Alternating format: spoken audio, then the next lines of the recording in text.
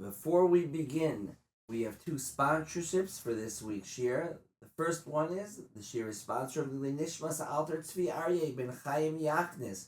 Rebbe Alter Yachnis on his first yahrzeit, a person who spent his life teaching Torah to generations of children, both as a Rebbe and through his music. Yehi Zichro Baruch. The shir is also sponsored Lili Nishmas Tzipora Bluma Bas Baruch Halevi. Yehi Zichro Baruch. There are sponsorship opportunities. Anyone wanting to sponsor a shir, please contact Royal Shomron at royalshomroncpa@gmail.com or via phone at 054-637-4321. Welcome to this week's episode of Analyzing Chazal. This week we will be analyzing a sforno on this week's parsha, Parshas Truma.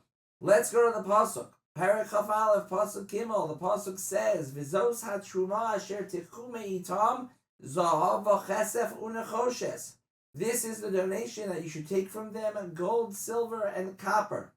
Explanation of the Pasuk. The Pasuk is teaching us the types of materials that were requested by Moshe for use in the building of the Mishkan. The Sforno. Tziva shelo yekablu kol shove kesef k'gon peiros u'margolios v'avodim tovos she'eno me'a'ifod v'achoshen aval yekablu truma shegufa nechneses b'meleches hamishkan.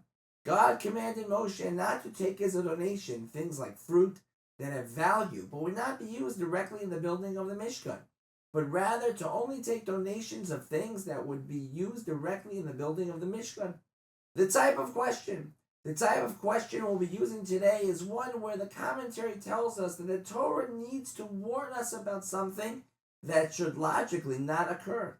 Okay, with the type of question we'll be using and the information you already have, can you come up with the question yourself? Alright, here's the question. From this Sforno, it seems that there was a likelihood that Bnei Yisrael would give towards the building of the Mishkan materials that could not be used. This is hard to understand. If there were people in Israel that did not have in their possession the materials that were needed for building the Mishkan, why would you not take the materials they did have and use them to purchase the necessary materials from other people? And therefore it must be that Bnei Israel did have the necessary materials. Then why would they be bringing to Moshe things that would have no benefit in the building of the Mishkan? The answer, as we always say, the answer comes from within the question, which was assuming that Bnei Israel had the necessary building materials. Would they try to donate materials that would not be of any benefit to the building process?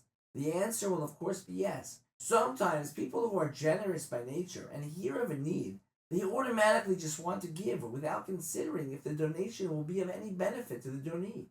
Bnei Israel were so excited to give, they might just bring everything, even without considering if what they're donating would at all be beneficial. Because of this, God needed to command Moshe not to take anything that would not be going directly into the building of the Mishkan. The practical application. We as Torah Jews are natural givers, and when we hear of someone's plight or difficult situation, it inspires in our hearts a desire to just give. However, we need to realize that giving must be what the person needs, not what makes us feel that we gave. Giving someone things that they do not need will not help the situation. The focus of giving does not start from what will make me feel good, but rather the focus needs to be focusing on filling the needs of the recipient. Have a wonderful Shabbos, and we'll see you next week for Parshas Tetzaveh.